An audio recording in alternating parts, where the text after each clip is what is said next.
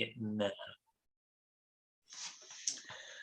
Good evening, welcome to another one of our book events, very special event tonight. We're with the wonderful Sophie Kinsella. There's little tick boxes in your kind of wish list when you open a bookshop, of which I've only had one for 2 years.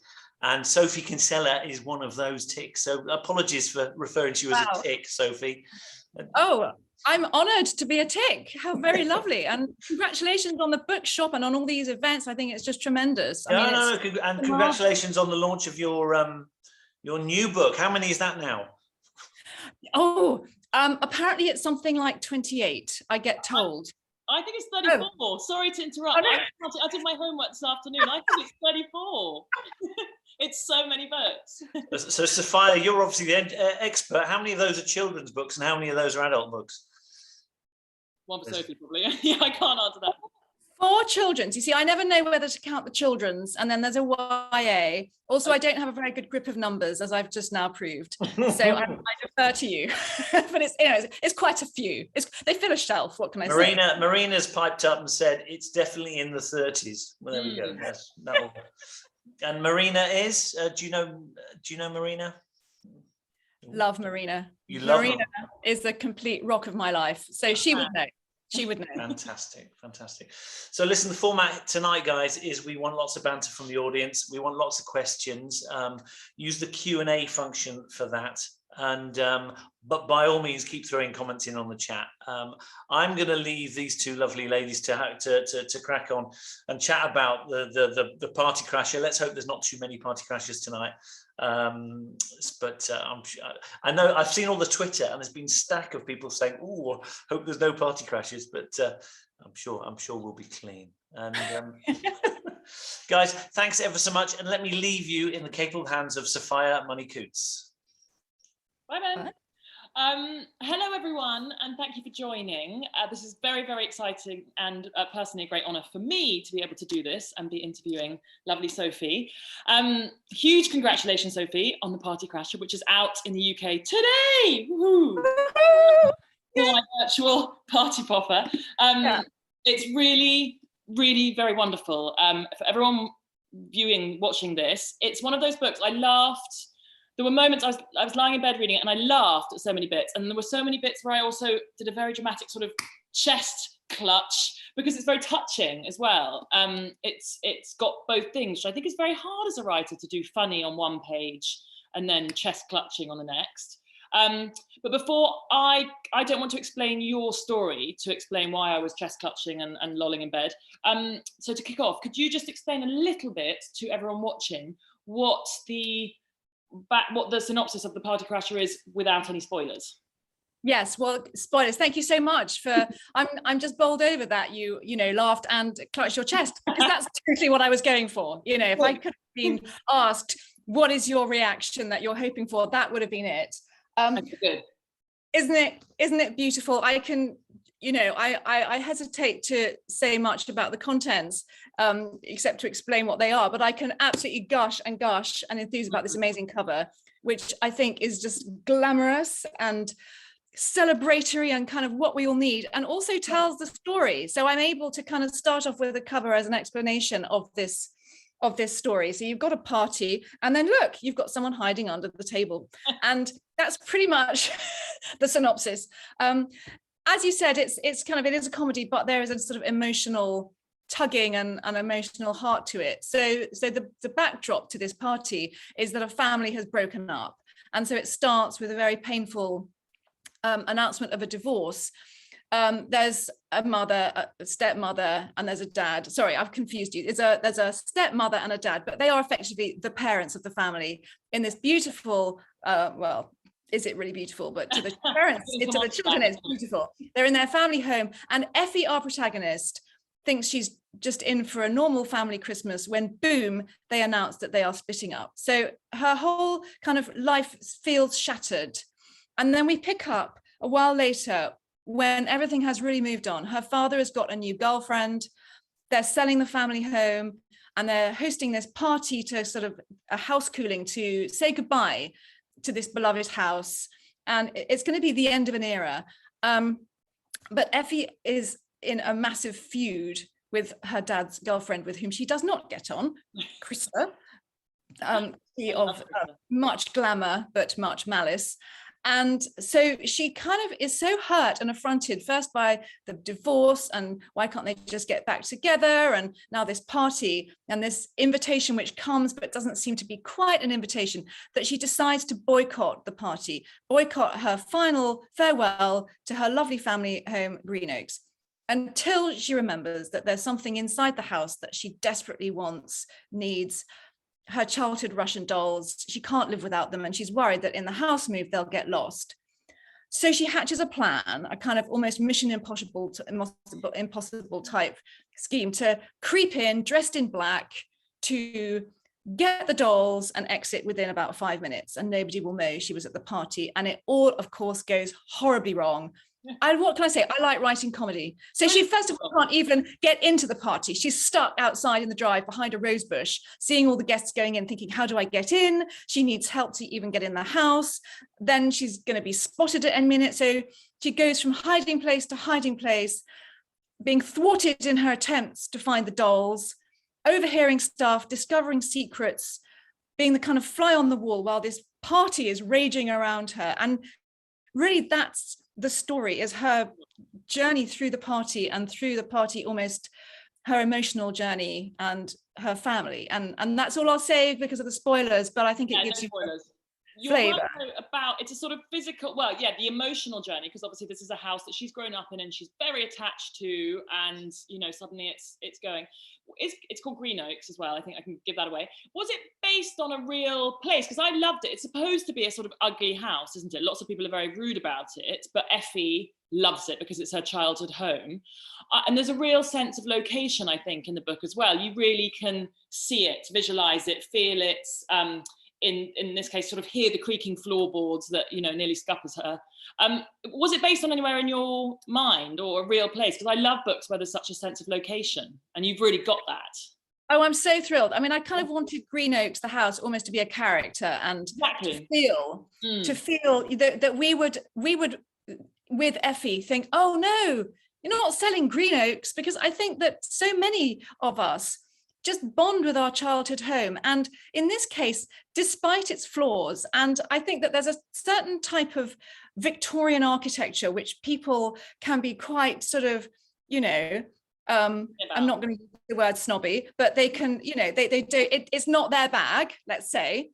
But that if you were a child and living in a house that was grand and grandiose and sort of decorated to the hilt, you would think was the most wonderful house in the world. And to be honest, it could have been any shape, or I mean, I wanted to write something very memorable that we would all go, oh wow. And I also wanted it to be a bit of an ugly duckling, because Effie's type to cherish the ugly duckling. But I think it could have been any house for her. But this particular house is just full of character. And although it's not based on any particular childhood home in its entirety, a lot of the plot hinges on her creeping around the attics of the house. And they lead from one room to another, so that you can actually kind of go around a house, or indeed a party, unnoticed, sort of slinking in the eaves while the party's going on in the main rooms. And that was based on a childhood house that I lived in. Probably I mean, I moved a few times, but I lived in this house from about the age of 7 to 15. So quite a big, important chunk of my life. And we moved for good reasons. We moved from that. We moved to the country, and it was, you know, good reasons, but it was a wrench to leave it. And I definitely remembered all the hours I'd spent with my sisters in these dusty old lofts, just playing and, you know, kind of imagining and being just really kind of creative and not being bothered by our parents. They were like, oh, you're in the lofts, that's fine, you know, just get on with it. And so I kind of wanted to recreate that for this book. Yeah. But the other thing that occurred to me is that I presume you wrote this during the last 18 months, and it's about someone who sort of trapped in a house. Well, was that a conscious decision to write a book about a character who sort of trapped in a house while you were presumably, you know, not trapped necessarily, but with your family under the same roof, I presume. You are so astute, and you are far more astute than I was, because when I started writing this book, I thought this was my anti-lockdown escapist book, because it was about a party. So I was like, no, I'm not going to write about anything going on in the world. I'm going to write about a party, which we can't throw at the moment. And so this is my escapist fantasy fiction world. I considered for about a nanosecond, oh, should they have masks? And then I was like, nope, not doing that. No masks. Oh, so conscious decision, nothing pandemic, COVID related. Yeah, nothing. I thought, I am not dancing around that subject, because, the rules change. And, are we allowed to hug? What's going to happen? I couldn't predict the future. I thought I'll just step sideways. But it didn't even occur to me that I'd written this claustrophobic house with a family kind of squashed together and forced to work out all their problems. And I think probably in lockdown, when families have come together sort of somewhat unexpectedly, there has been a slight loss of privacy. You might have overheard conversations that you perhaps wouldn't have done, or shenanigans, shall we call them? You might have. I'm going to come on to the shenanigans in a minute, actually. There's a couple of hashtags. Yes, of course, this was a lockdown book. How could I have not seen that? But I'm a bit dim that way, so. No, not at all. So were you in your lovely house now? I don't know where it is, but were you writing there during the pandemic then? Is that where you've been? Yes, I was in our family home, and I mean, it's kind of the same for a writer, really. You're still at home, you're churning out the words at your computer. I mean, the difference for me was having all the children at home and the homeschool and juggling all of that, because it was just sort of added pile-on of distractions. And I think there was also that sense of having to be engaged with the news and slightly obsessed by what's the news today. And it was harder, I think, to get back into the fictional bubble, because real life was just so gripping. You couldn't tear yourself away. But in terms of practicalities, it is the same. So I think once I was able just to think, right, I'm really going to escape the current situation and just go into a magical world where COVID doesn't exist, then it became a bit of a lifeline. Yeah, I'm sure you could escape. It's interesting though, because your books are wonderful, feel good escapism, but I was thinking earlier, I'm going to use a word that I actually slightly hate myself for using, because I think it's quite smug and showy offy. It's the word zeitgeist. I was thinking when I was doing my homework earlier, there's always something quite zeitgeisty about your books, because, for instance, think about Becky and Shopaholic, and then that was everyone was shopping preceding the recession, and then there's the influence, the online world and influencing with My Not So Perfect Life, and then subconscious or not, writing a book about someone trapped in a house. Is that with a backdrop of lockdown? Has that always been a sort of deliberate decision? Is that the journalist in you who's sort of always conscious of things going on in the real world, or is it completely subconscious? I think it's pretty much subconscious. I think I pick up stories around me. I don't kind of have like a method where I think, well, it's time to tackle this topic or it's time to do this. I really, really don't. It's kind of instinct. It's kind of what is lighting my fire. And so I think that I'm interested in the world. I'm always interested in what's making people tick at the moment. And I love it when there's something that would lend itself to a story. I mean, when I started writing, mobile phones, barely existed, if they did at all. And, and then we get to a stage where I base an entire novel around people sharing a mobile phone, so it's kind of exciting how the world then gives you new opportunities. But I don't kind of go, what are the new developments of this year? I'll put them in a book. It just sort of happens naturally, because our conversation evolves, our interests evolve, the news evolves. And I think I just, I'm not really aware it's the zeitgeist. To me, it feels like the world. Yeah. But of course, the world has moved on. We've all moved on. Even our vocabulary changes. And by the way, zeitgeist is a great word. This is zeitgeist is one of those words I think that gets bandied around when people try and use it to sound sort of clever. But it is the word that came to me when I was thinking about doing my prep for this. So okay. But the other thing one of the many things I loved about this was the wider cast of characters. I myself have a slightly dysfunctional family, and there's a slightly dysfunctional family in here. And as you mentioned, it's sort of about sort of adult divorce, or what happens when Effie's 26, isn't she? when, you know, what happens when you're a grown up and your parents get divorced.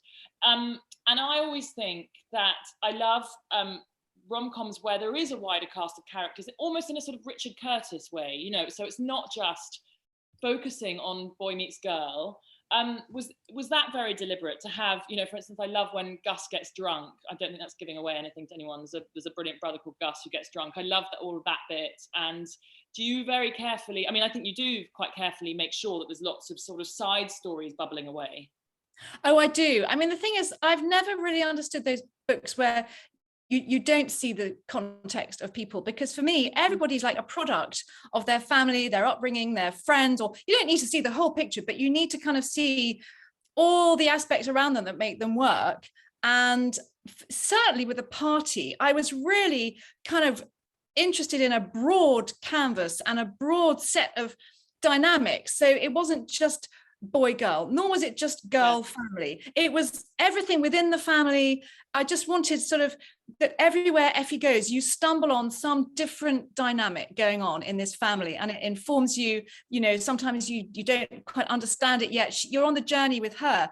And I love the idea of her discovering more about her family by not being at the family party than she ever would have done if she'd gone along, because people talk to each other in a way which if she was in the room they wouldn't have. She heard this unguarded conversations, she saw people on their own, she watched how they behaved, and it just changed her entire view of what they're all like.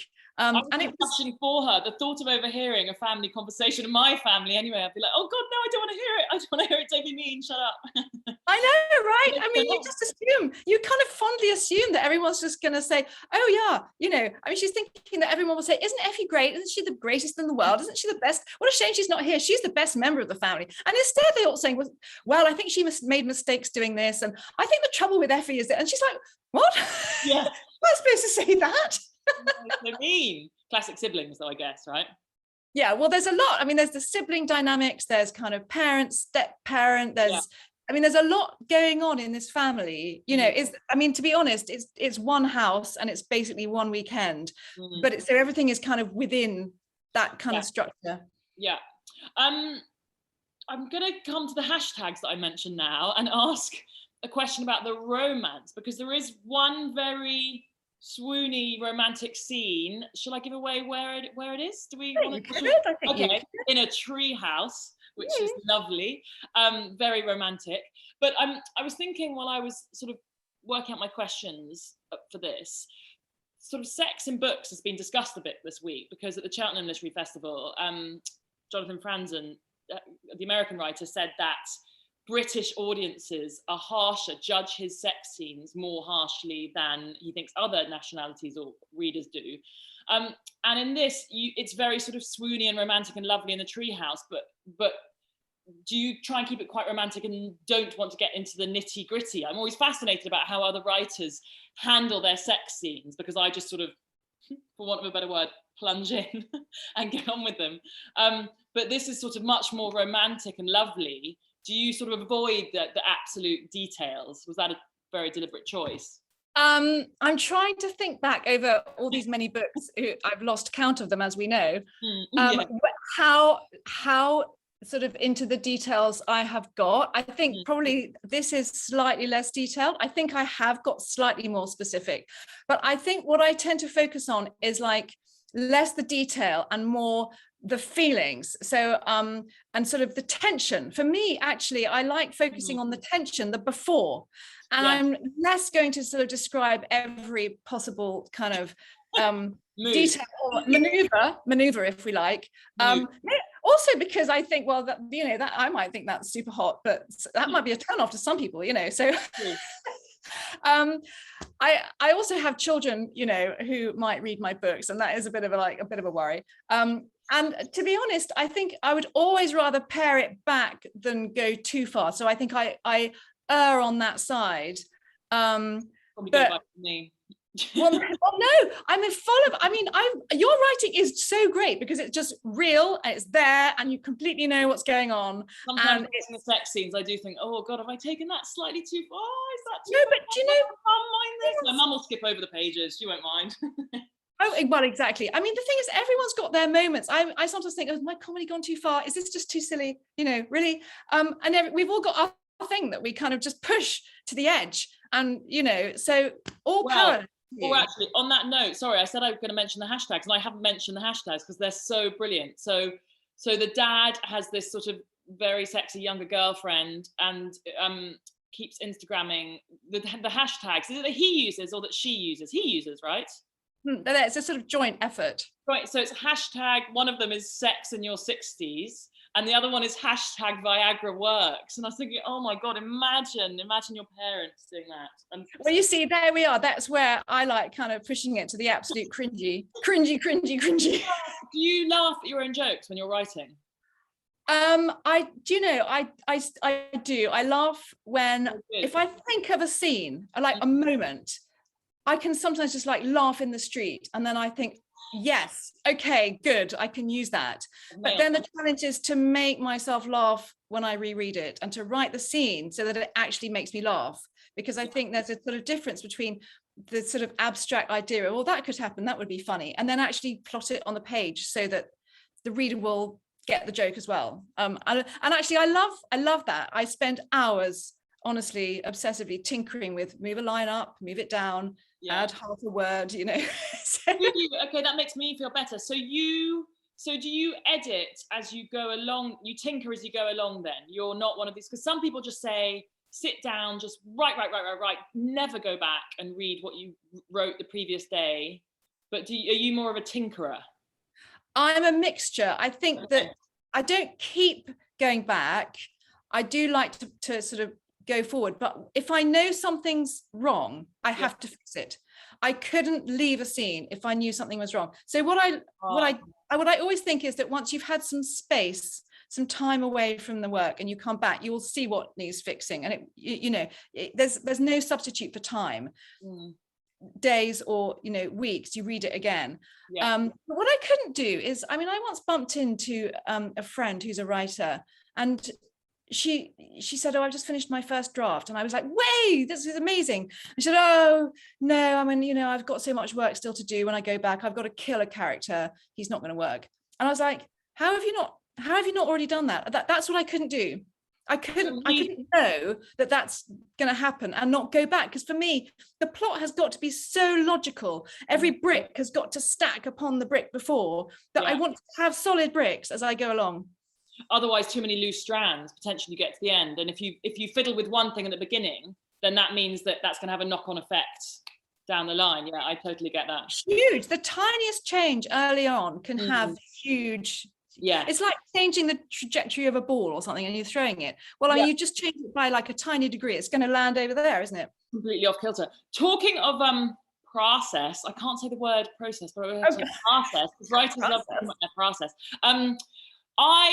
I actually remember emailing you about this. I listened to a podcast that Sophie was on, very brilliant podcast, The Sunday Salon by Alice Zania Jarvis. Quite a few years ago now, and I really remember walking along when I was listening to it, and I heard you talk about your coffee shop stage, and I sort of yelped when I heard you say that, and I felt really grateful for it, because I was, I think, starting to write fiction then, and was doing quite a lot of taking my laptop to coffee shops, ordering a nice Americano, probably a bit of cake, and then sort of sitting and thinking and making faces at a baby over there and patting someone's dog over there, and sort of, it felt slightly like pretend work. I was working, I was like thinking of ideas and I was noting ideas down, but it was also just sort of slightly too nice to be work.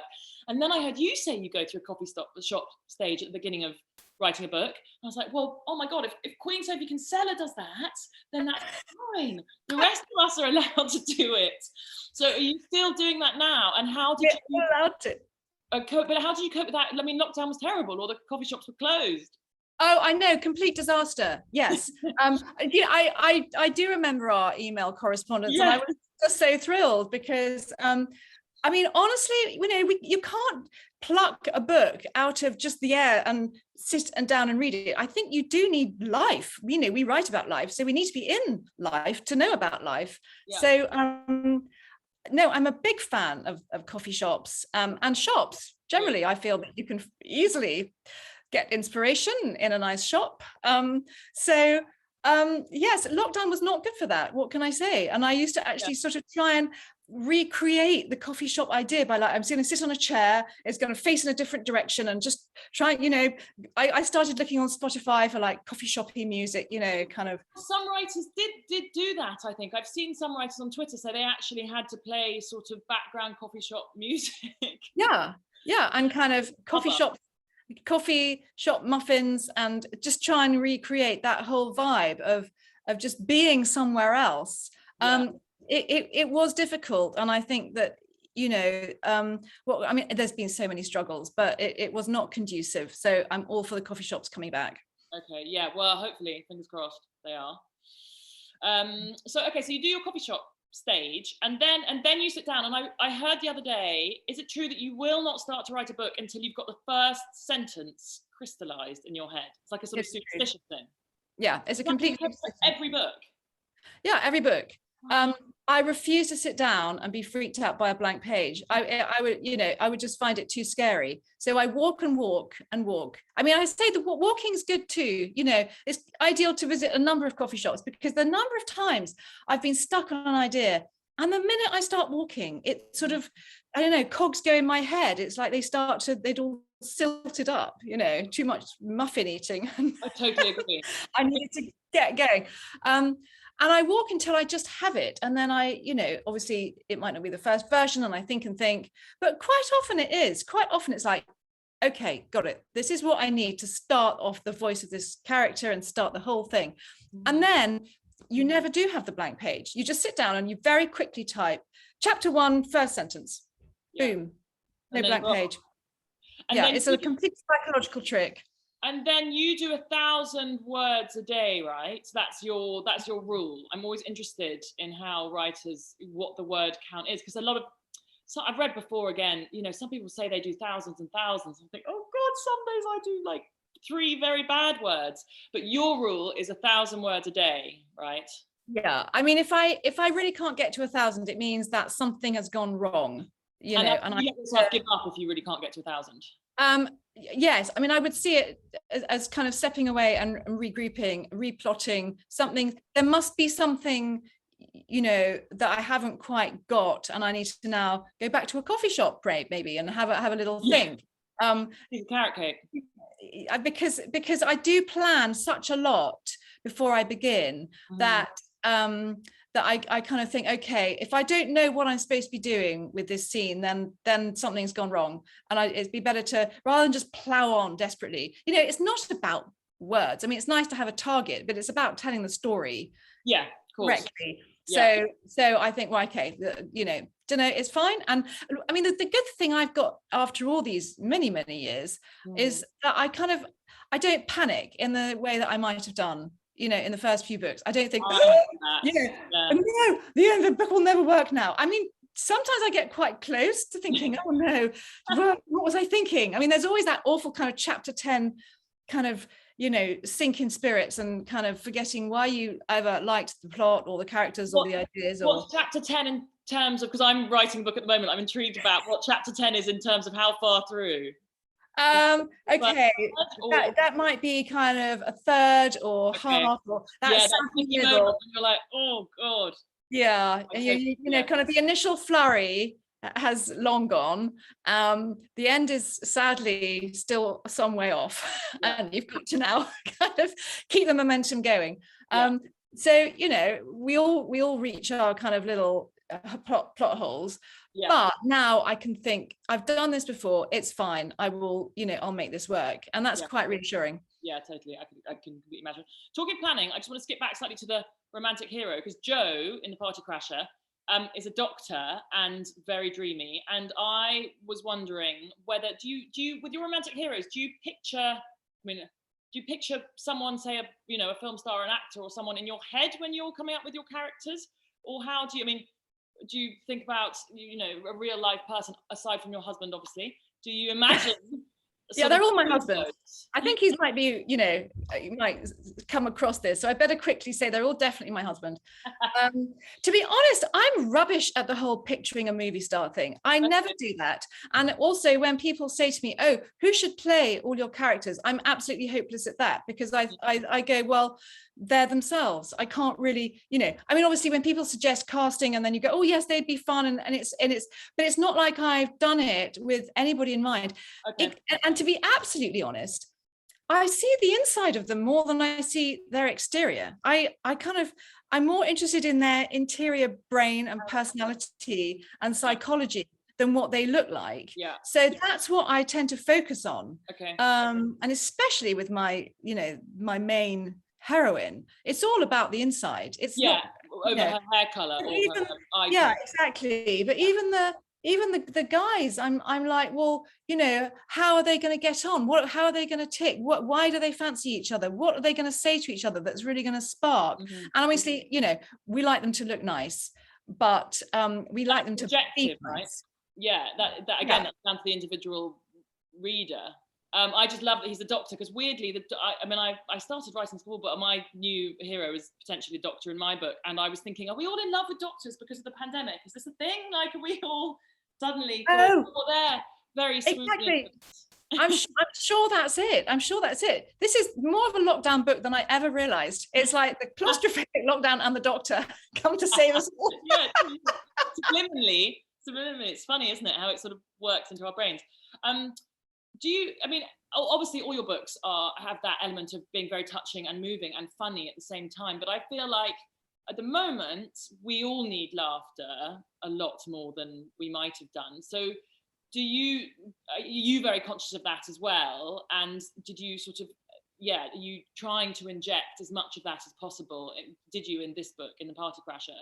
Absolutely. I wanted this to be really fast and funny in a really farcical way. You know, I just felt like that was my escape, and I tried to max out all the possibilities for my heroine to find herself in one hapless situation after another. I mean, I can't tell you, it was such fun. It was like, okay, take one house, one party, you know, one girl trying to hide from her family. Where am I going to put her? What embarrassing moment can I come up with next? And it was just so much fun. Yeah. And of course you have the counterbalance of the emotional heart of the book, because I actually think the best comedy comes from a release of tension.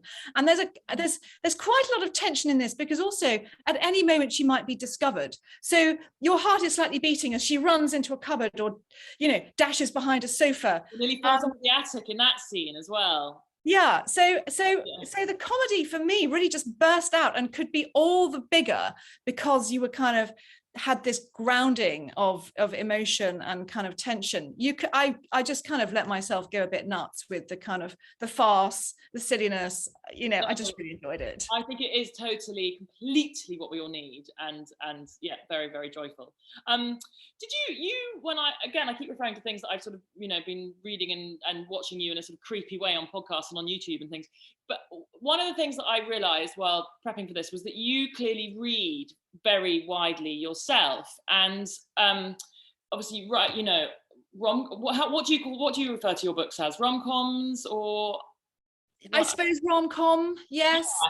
Because some people are funny about chick lit these days. I never mind chick lit because I'm just thrilled to be any sort of lit, to be honest. So I don't mind. I don't really mind. I mean, it's whatever somebody understands. You know, I feel that rather than get hung up with a label, I'm like, you know, what helps you to understand what I do? I don't really mind. You know, contemporary fiction.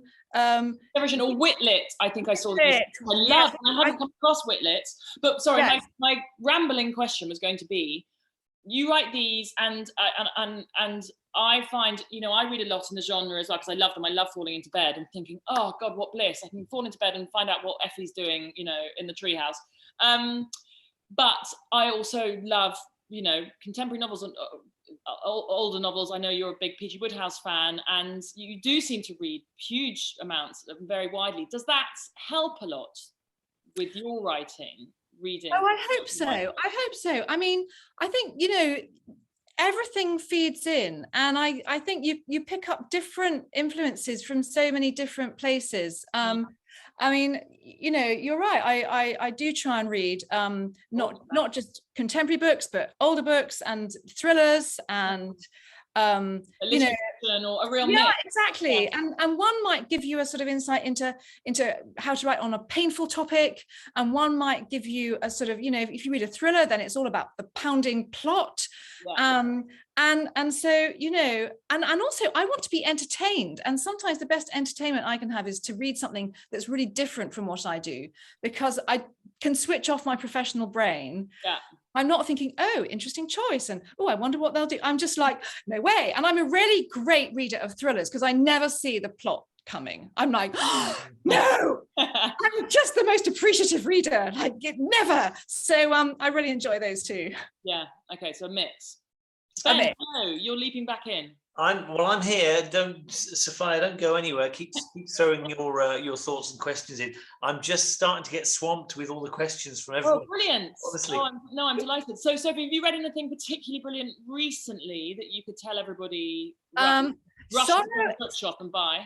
Sorrow and Bliss by Meg Mason. Yeah. Oh, I mean, that's in the category of how to write painful, funny, kind of devastating fiction on mental health and family and sisters, and it's just so good. So that's exactly the same. She's got that same thing of being very funny on one page, and then I remember I think I was coming back from a drinks thing on the tube, having had a few drinks, and I remember being glued to Sorrow and Bliss, and there was a particular bit about her father that I found just so moving, and I think I sort of gasped in a slightly dramatic fashion on the tube, having had these drinks, and thought, well, that's, you know, need to get home and read this book in my own flat. But yeah, really brilliant. Let me throw in a question. Amanda got in early with love your books, Sophie. Reread them very regularly. Have you ever crashed a party? I'm going to throw this question to both of you, actually. So, Sophie, have you ever crashed a party? I'm sure I used to crash all kinds of parties when I was a student, you know, because you just heard there was a party, and it was almost like, well, you just go to it, you know, does it sound good? You just turn up. And as an adult, I'm not a great crasher. I don't think I could carry it off, except I have been known when there's one of those little receptions going on in a hotel lobby, and there seem to be sort of drinks and maybe some name badges, and they're just free drinks. I have in my time, especially when I was a journalist and there'd be kind of conferences at hotels, it's quite easy just to slip past the little red rope and just kind of pick up a drink and just sort of go, oh yes, you know, yes, and just sort of blend in and get a little free drink. So I have been guilty of that in my past. Fantastic. Sophia, you must have crashed a few in your time. I think actually I just remembered you asking that question. One of my most, you know, you have those memories sometimes where you sort of full body shiver because it was so embarrassing. Years ago, when I was just wanted to be a journalist, was trying to work out how to become a journalist. It was when Tina Brown's Diana book came out. Is it called the Diana Chronicles, I think? Must have been around, I don't know, 2007 or 8. And I basically blagged an invitation, I think via someone else had been invited on the Evening Standard, where I had a sort of temp job, and went and didn't understand really about glamorous London parties, and went straight. She made this grand, you know, Tina Brown's amazing. She made this grand entrance, sort of lots of people waiting, practically cheering, and she made an entrance. And I just decided to go. I was like, well, if you want to be a journalist, you've got to be brave. I went straight up to her and sort of stuck my hand out and said, hello, Tina, I'm Sophia and I want to be a writer in your books. And she sort of said, yes, that's nice, and sort of palmed me off. It was really So I just had completely forgotten about that, actually, Ben, until you mentioned it, and then through my full body shiver. So yes, I did crash that party, but I didn't think I'd be brave enough now. No, Donna's asked a few questions. I'm going to ask one of those. Would you write a Shopaholic book based on Becky being in lockdown? Shopaholic in lockdown, that could be an interesting one. Yes, I mean, actually, when we were in lockdown, I wrote the Shopaholic lockdown diaries. So actually, they are still out there on the internet. I think they're on my Instagram page. I think they are. And I did really like immediate little chapters from her kind of lockdown life. with all the kind of in-jokes like about loo roll and all the stuff we were kind of obsessed with, the whole world seemed to be obsessed with. Whether I would write a whole book about lockdown, I don't know. I'm not sure if I want to put myself back there and relive it so intensely. So I'm not sure, but I did write about her experiences because actually it was like the way that I could give something back. You know, we all just wanted to contribute something when it was the pandemic. And I thought, well, what can I do? I'll write something that will, you know, hopefully cheer a few people up. So I wrote Becky in Lockdown. I just put it out and I found it, you know, rewarding. And I hope other people did too. And are there any plans, this is a question from Margaret, to revisit Becky for another novel? She's not coming back imminently, but let's say I'll never say goodbye to Becky. Let's Never just say put it like never. that. Exactly. Fantastic. Yeah. Marina asked a very good question. Sophie, you've written an amazing 32 novels. I got it wrong. Sorry, I said 34 at the beginning. I was 34 on your website. The question is does that include the 4 children ones, or is I think it must have done. I just went on Sophie's website, which is brilliant, by the way, and I was counting up, but I was literally doing it sort of counting on my screen. So maybe it's my dodgy maths. And her question, I mean, clearly Marina's been with you for a big chunk of this journey. When you wrote your first, did you ever imagine that you would write so many more? Was the big dream to have a career as a writer? I mean, I can't believe I'm here right now. No way. I wrote a book. You know, I think whenever you write a book, you're just so grateful that you got to the end of that book. So I wrote my first novel and I couldn't believe I'd got to the end, and then I couldn't believe it was being published, and then I couldn't believe they wanted another one. I mean, this was like quite a revelation. And then, you know, have you got any ideas for another one? I was like, well, what do you mean? Oh, okay, I'm sure I can think of one. And it's really been like that ever since. Does the pressure, Sophie, ever get to you? Because you know, it's 45 million books that you've now sold. I think God. Country. It does if you say it does if you say things like that to me. But numbers are obviously bandied around in publishing, and you know, Richard Osman sold this many and Sally Rooney sold this many, but 45 million is such a staggering number. To me, that's like sort of winning the lottery. Do you ever let yourself sort of think about that, and do you get freaked out by that, or do you just try not to and sit down and go, okay, right, it's a blank page with the first sentence already thought of, off we go? I mean, obviously, when I think of readers out there and I think, oh my God, I've touched so many people. And when I go to events and I see lots of people, I find it overwhelming in this kind of really almost a tear-jerky way. Like, really? You've all read these characters? You've all enjoyed them? This is amazing. So when the numbers when I feel it represents something like that, I just love it. When you say a big number to me, I'm like, no, can't compute. And I don't really want to think of it like that, because at the end of the day, you know, this sounds so cheesy, but it's so true. It's just you and your computer. Whatever you've done before, you know, when you're writing a new book, it's you, your ideas, you know, your notebook and your computer. It's nothing more than that. So, you know, each time I just feel like, not that I'm exactly starting for the first time, but it just feels completely fresh. And all that is sort of like over there. And it's just me and the story. Yeah. There's no question here, but Chelsea is zooming in from Melbourne, dare I say it. Oh, it's wow. currently 5:43 in the morning for her. So I trust. Welcome. Thank you so much. Chelsea, are you going to go back to bed after this, or is that it now? Are you up for the day? She's written, thank you. I feel honoured to be here. I live in Melbourne, Australia. I've always wanted to attend one of Sophie's book launches. However, hasn't been able to, obviously. I'm so pleased to have the opportunity to attend virtually. Thank you so much. So no question, just a little comment. Thank you for coming. Thank you for coming. That's very early. You're very welcome. Strong coffee, I think, after this. It is sillily early, isn't it? Roisin, this is the impossible question. What's the favourite book you've written? I mean, it's like your children, I suppose, or whatever, you know. You've had 32 children, Sophie, or 34. Exactly. 32 children. Which is your favourite? Exactly. I mean, it is like your children. Oh. And I mean, my favorite book is always the most recent one, actually, because it's always the freshest. But I suppose if I have to really pick one, just because, you know, you're forcing me to, I will say the first Shopaholic. And I think it's because that's where I found a new voice. I found comedy. I created, or, you know, discovered Becky Bloomwood, who has been such a joy to me. And so, you know, that's quite a special book. Yeah. I would say so.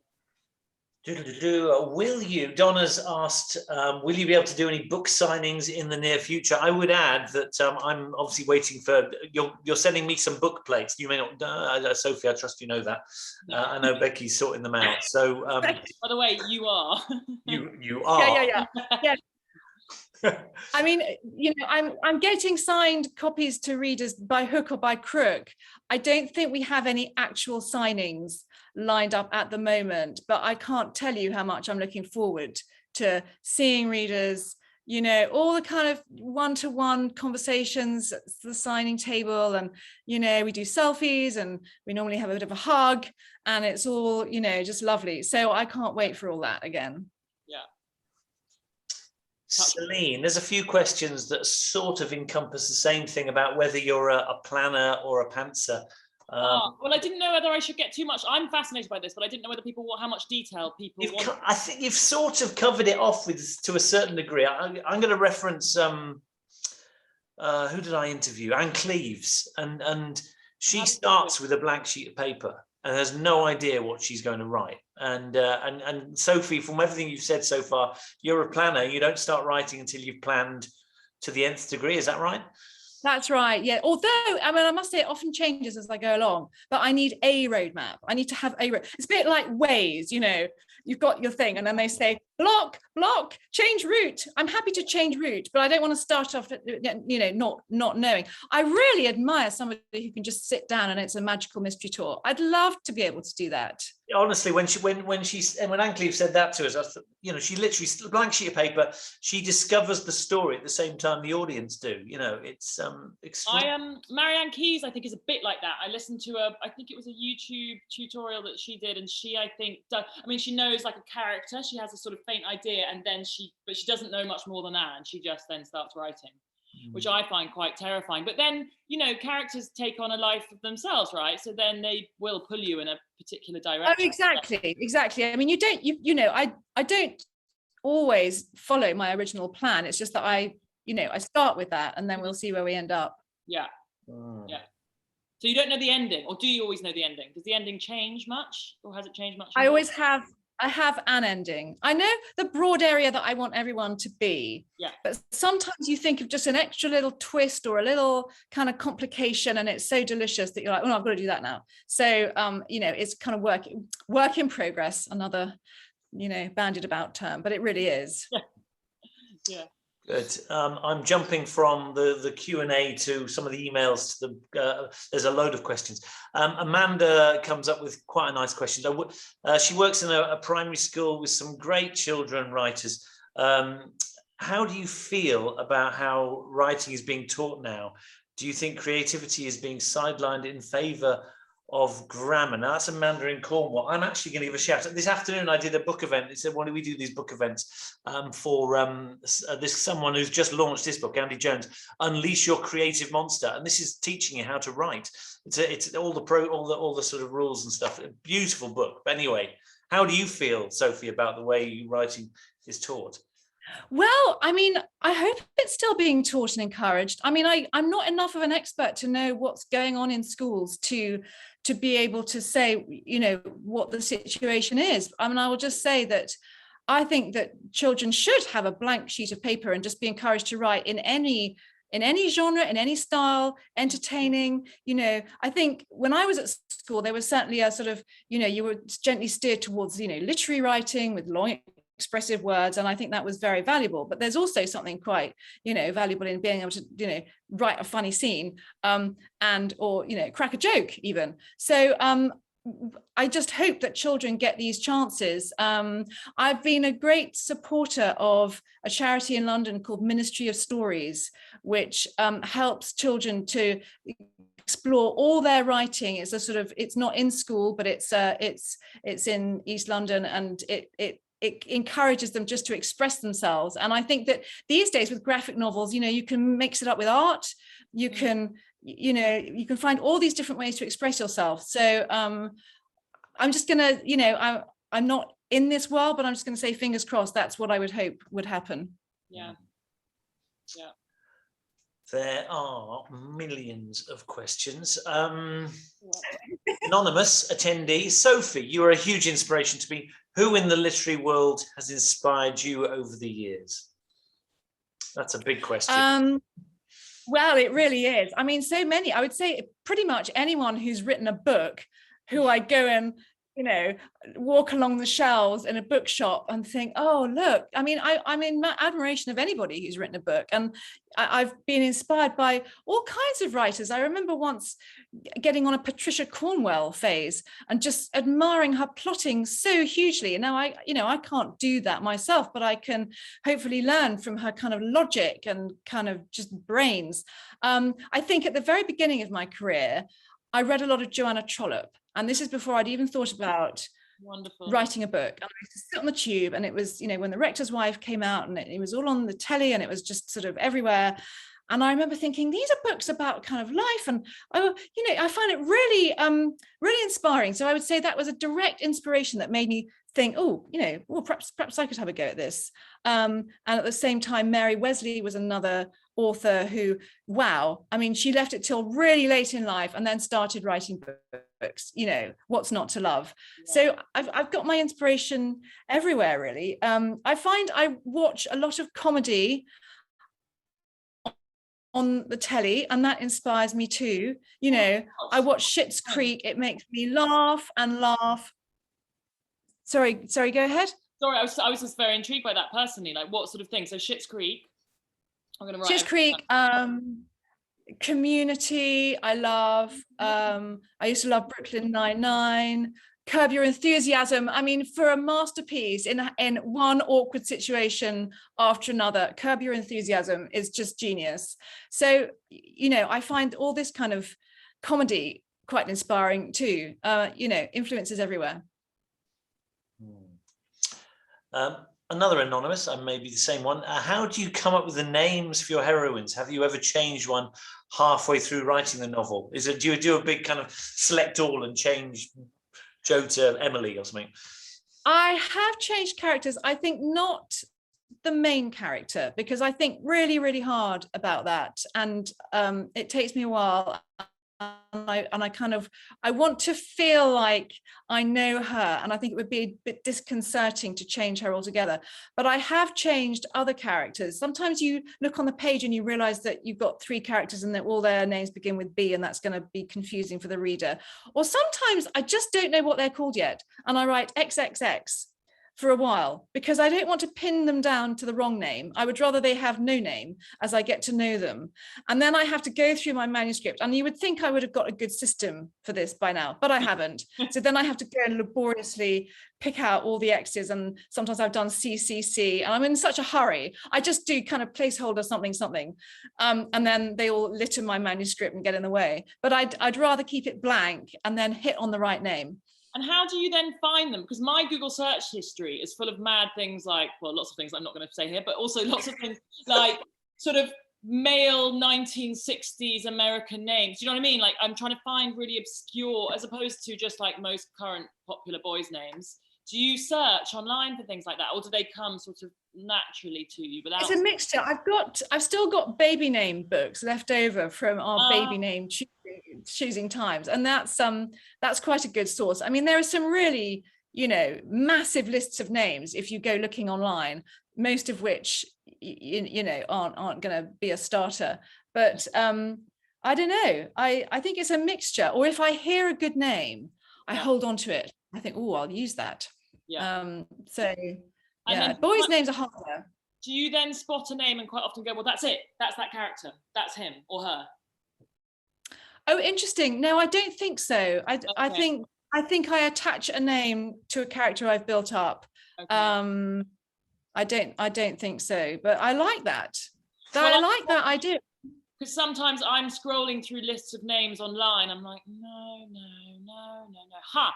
And then I see one, and it's so weird because it's our imagination, right? So it could literally be any name, but for some reason that particular name just fits that particular character. It's weird. More questions. Joanna Miller, How do you keep the new plot ideas coming after so many novels? I mean, she's basically saying, surely you've run out of ideas by now. There can't be more books out there. Yeah, that's it. Actually, I was going to just announce that. Yeah, I'm done. You've written everything now. Exactly. That was all my words. That was it.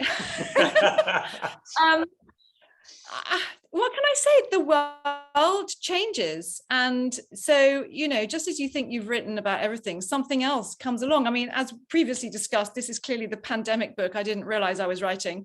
So, just as you think you've kind of covered every cultural trend, there's a new cultural trend, or you've seen every kind of relationship, you see a different kind of relationship.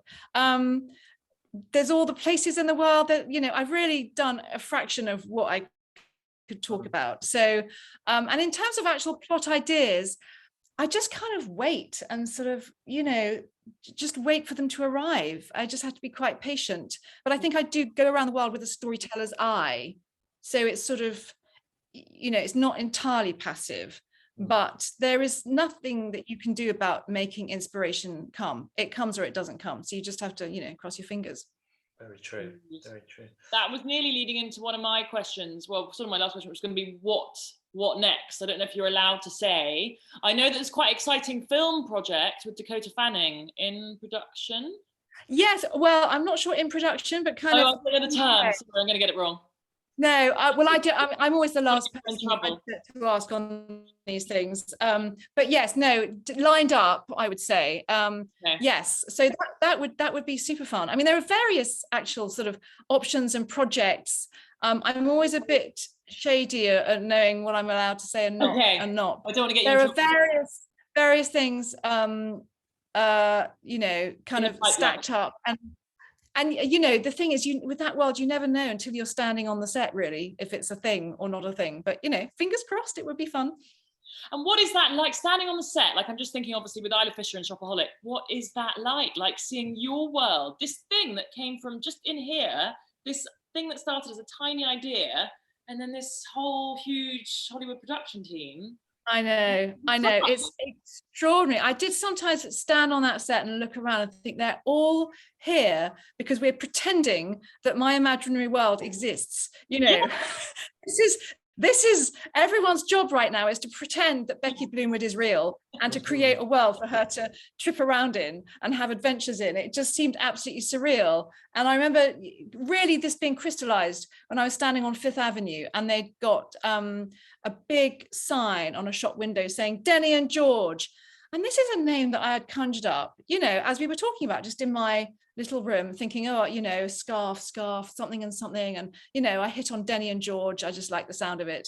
And then suddenly there I am, and it's being plastered across a window by kind of guys and I was like, this can't be happening, Really amazing.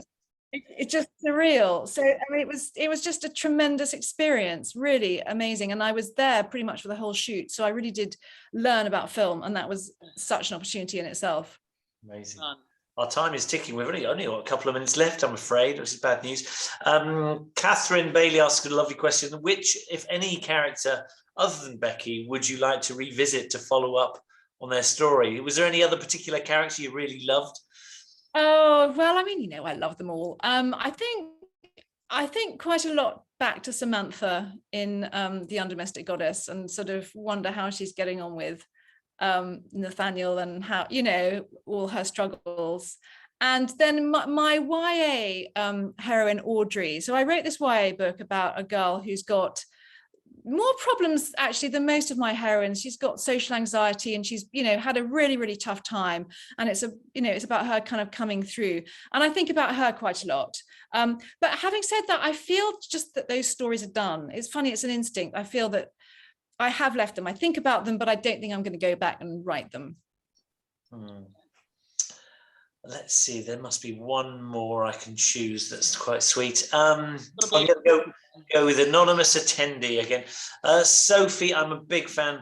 Do you discuss your plot along with the process of creation with any others? What piece of advice would you give somebody who's trying to write a book? So have you got any sort of nearest and dearest? For instance, your husband, he was assisting getting you live online earlier. When do you pass him, for instance? Oh, he is in on every stage. He is kind of my sounding board. And I mean, he's been there, you know, for all the way along. So we're quite a sort of double act in that sense. I hit him randomly all the time with, well, what about this? What about that? What about this title? What about, you know, I just pitch at him constantly. And I'm not wild at kind of sharing my ideas very widely, because I don't know, I find that the minute you start discussing them, you start to lose confidence in them, and you start to sort of second guess, or, you know, I think they need to be like a little kind of, you know, orchid, kept sort of safe and warm until they've kind of grown a bit. So he is really the only person who hears all my ideas, the ones that I keep and the ones that I throw out, because it seemed like a good idea over those cocktails. And then the next morning I realized it was actually a load of nonsense. So there's a lot of that kind of stuff. And then after that, my agent and my editor will be the first people to see the book and to give, you know, their feedback. And we keep it quite tight for quite a long time, and I work on it and, you know, get it nice and shiny and ready for the world before we let it out. Quite right. Listen, we have to draw to a close. It's so sad. I feel sad, actually. It's been absolutely brilliant. Such a fast hour. Honestly, it's just swallowed it up in no time at all. You two have been amazing. Thank you so much, Sophie. Thank you so much, Sophia. You're welcome. Been absolutely charming. The one thing I did want to cover off, Sophie, you have some history around here. You used to live near Tring, is that correct? Yes, in Hemel Hempstead, when my husband was actually a headmaster and was running a school, and I was headmaster's wife, and we both lived in this area, and, you know, really, really enjoyed it. Very fond memories. Often in Tring and Berkhamsted and all of those places. So, you know, big hello to everyone who's in that area. We had a great time being there, and, you know, we'll return, I'm sure. And can I just say more generally, thank you so much for putting this on. It's been amazing. Yeah. I've just loved our chat. I've loved the whole concept of this. It's just wonderful. And obviously people have come from far and wide. So, well, you know, thank you for coming. Melbourne has to be, you know, it's getting on for a record for us. I think we've had many from America, and we've had a couple from Australia. In fact, last event I did this Outback Noir interview with 3 Australian authors. We had to record it at 12 o'clock in the afternoon because, you know, obviously, and most normal people don't get up at this time in Australia. Dare I say it? But thank you so much. Can I give a quick plug to a few things we're doing? We've got our book festival next month, so do look up that. Half of which is hybrid, so you can watch from anywhere in the world, dare I say it. And whilst there's a big collection of non-fiction stuff, we have got Anton de Beck coming. We have got Celia Imrie, we have got Pam Ayres, we have got Ollie Ollerton, and a few other couple of fiction things going on. So do look up Tring Book Festival whilst you're here.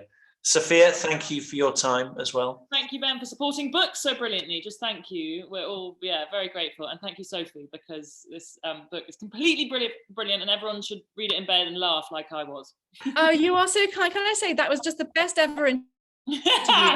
Because, I mean, you are a incredibly funny writer.